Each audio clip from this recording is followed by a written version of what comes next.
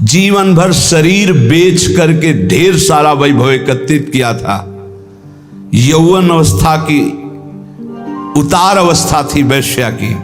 गांव के बाहर महल था, बहुत सुंदर वाटिका पुष्पों की थी। तो एक संत मंडली जिनके साथ आचार्य चरण भी थे, वहां से निकली तो बोले आज रात्रि कोई पवित्र स्थान हो तो हमें बताओ जहां अपने ठाकुर विराजमान करें और वहां आरती पूजा करके भोग लगाएं, ठाकुर जी को विश्राम करें। तो कुछ उद्दंड लोग थे, उन्होंने कहा हाँ बहुत पवित्र स्थान है, वो जो बगीचा देख रहे हो ना वो परम पवित्र ही है, क्योंकि वहां वैश्या अपने मित्रों के साथ हास्य विलास ऐसे करती रहती थी। संत सरल चित्त, कहीं कोई संशय नहीं, विश्वास, गए वहां, जल छिड़का, सोहनी लगी, ठाकुर जी विराजमान हुए। बस थोड़ी ही देर में भोग लगने के बाद जब आरती हुई, संध्या आरती, तो शंख घंटानाद, वैश्या ने सुना कि मेरे बगीचे में शंख घंटानाद कहां से, मैं तो नीच आचरण कर दृष्टि डाली तो एक से एक परमहंस महात्मा, ओहो मुझ अभागिनी के भाग्य खुल गए, ये भगवत प्रेमी महात्मा कहां से आ गए। अभी तक तो कौओं जैसी चेष्टा करने वाले लोगों का संग ये हंस कैसे आ गए हमारे बगीचे में। आज मेरे ऊपर भगवान की विशेष कृपा, अहेतुकी कृपा, क्योंकि मेरे कोई ऐसे आचरण नहीं जिससे भगवान प्रसन्न हो, क्योंकि बिना भगवान के प्रसन्न हुए ऐसे महापुरुषों का दर्शन कैसे हो सकता है। गई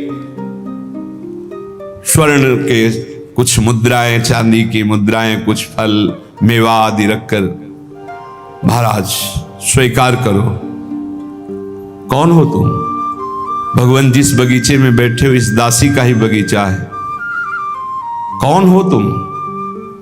वैश्यावृत्ति से जीवन निर्वाह करने वाली हूं, मैं वैश्या हूं।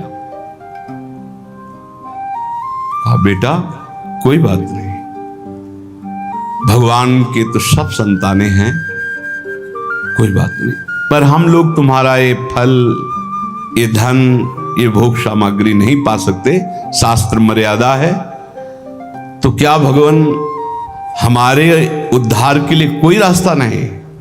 कहा है तुम सब संपत्ति, आभूषण ये बेच करके एक रत्नों का हार बनाओ और रंगनाथ जी के माथे पे धारण करो, सारे पाप नष्ट हो जाएंगे, तुम्हें भगवत प्राप्ति हो जाएगी। और आज से वैश्यावृत्ति बंद।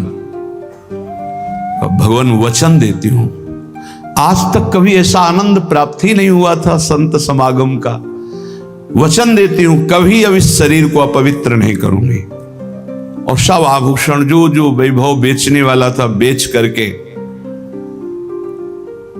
फिर उसके मन में आया कि क्या मुझे मंदिर में जाने दिया जाएगा? आचार्य चरण से प्रार्थना की, प्रभु मैं वैश्या हूं और प्रसिद्ध हूं, क्या मुझे मंदिर में जाने दिया जाएगा? तो उन्होंने कहा जब हम आदेश करेंगे तो मंदिर में जाने दिया जाए, तुम अपने हाथ से समर्पित करना, प्रभु स्वयं स्वीकार करेंगे। जब द्रवई दीन दयालु राघव तो साधु संगति पाई, जब साधु संगति मिल जाती है तो संस्कृति का अंत हो जाता है। सबको आश्चर्यचकित था, इतनी नीच आचरण करने वाली अपने हाथ से कैसे भगवान के मस्तक पर, मुकुट पर। आचार्य चरण ने कहा जब तैयार हो गया मुकुट तो चलो। जीव ही आगे चलना हुआ, रुक गई। भगवान मेरा पाप, मेरा पिंड नहीं छोड़ रहे, क्या हुआ? मैं रजस्वला हो गई, अब कैसे? कर तुम अकर तुम मन था कर तुम, सर्व समर्थ आचार्य, इष्ट से भी ज्यादा। तो सब लोगों ने सुन लिया था रजस्वला स्त्री का भगवद श्री विग्रह स्पर्श करना निषेध है, क्योंकि वह पवित्र थी। कहा चलो चलो जाओ। सबने रोका, प्रभु आप आचार्य हैं, आप कैसा? अगर रंगनाथ जी स्वीकार कर रहे हैं तो तुम्हें किसी को रोकने की जरूरत नहीं, और रंगनाथ जी स्वीकार करें इसका प्रमाण होगा कि सर झुका देंगे। बेटा तू जा, मस्तक पर मुकुट, रंगनाथ जी का श्री विग्रह का ऐसे मुकुट, कर तो मकर तो मन था, कर तुम सर्व समर्थ आचार्य हैं, गुरुदेव इष्ट देव। उसको परम पद की प्राप्ति हुई। एक एक सेवा, एक एक वृत्ति भगवत प्राप्ति कराने में समर्थ है यदि आप विश्वास कर ले। दूसरा, कृष्णदास जी अधिकारी पद पर थे, श्रीनाथ जी की समस्त सेवा विधान के अधिकारी थे श्रीनाथ जी, और वो अपने लाडले ठाकुर के लिए स्वयं जाते थे आगरा सेवकों के साथ विविध प्रकार की सेवा सामग्री खरीदने। श्रीनाथ जी अन्योर के पास गिरिराज जी में जहां प्रकट हुए वहीं विराजमान थे उस समय। आप इस बात पर बहुत ध्यान देना, भगवत प्राप्ति की बात कह रहा हूं। वहां गए तो सैकड़ों लोग घेरे हुए थे, तो सोचा क्या हो रहा है देखें। तो एक वैश्यावृत्ति से अपना जीवन निर्वाह करने वाली नवीन वैश्या नृत्य करके लोगों से अर्थ ले रही थी। नाचना गाना रिझाना, कोई 10 कोई 5 कोई 1 ऐसे। कृष्णदास जी वयोवृद्ध थे, महापुरुष, भगवत सखा है, नित्य सखा है, बहुत उच्च कोटि के महापुरुष, कोई साधारण नहीं।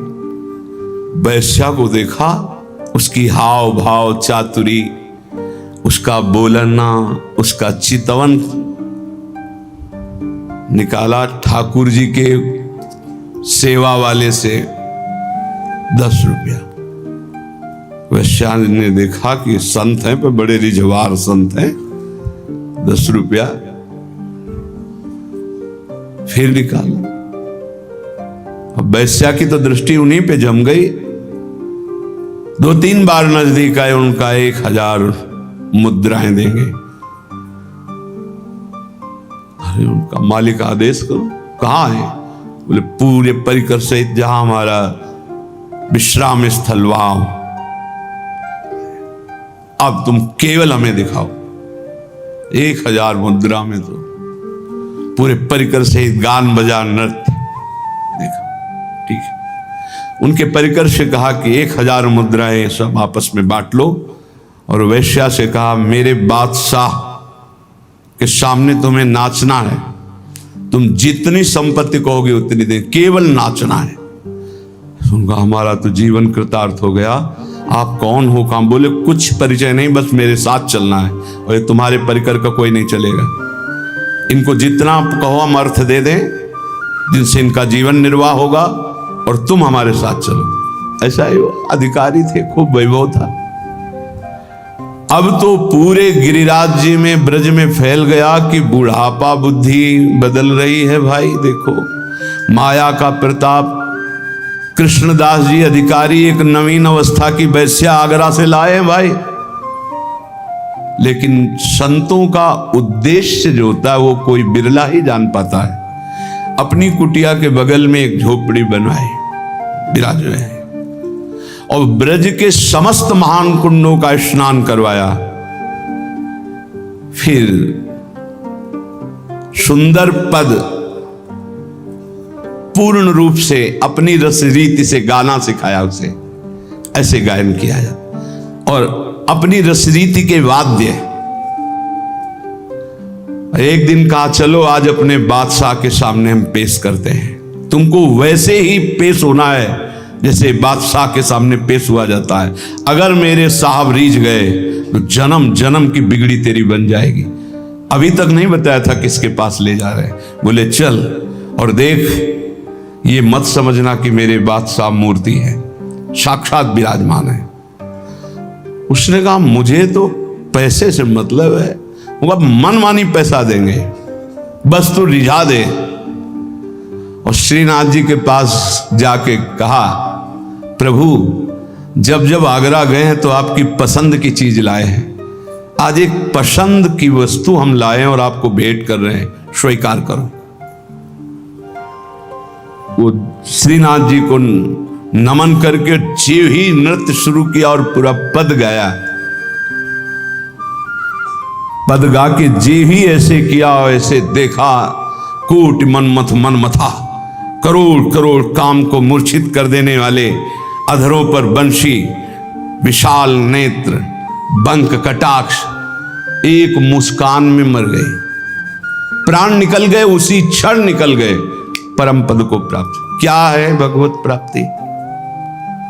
क्या किया इसने अभी तक? वैश्या, संसार के भोगों में लिप्त एक महात्मा की बात मान ली तो भगवत प्राप्ति हो गई। जिस क्षण जीव आचार्य शरण में हुआ, उसी क्षण से आचार्य ने पकड़ लिया उसे। आचार्य प्रकट ही हुए करुणा करने के लिए। सब प्रकार के दुख दोषों का अपहरण करके अपना महान सुख प्रदान कर देते हैं आचार्य चरण।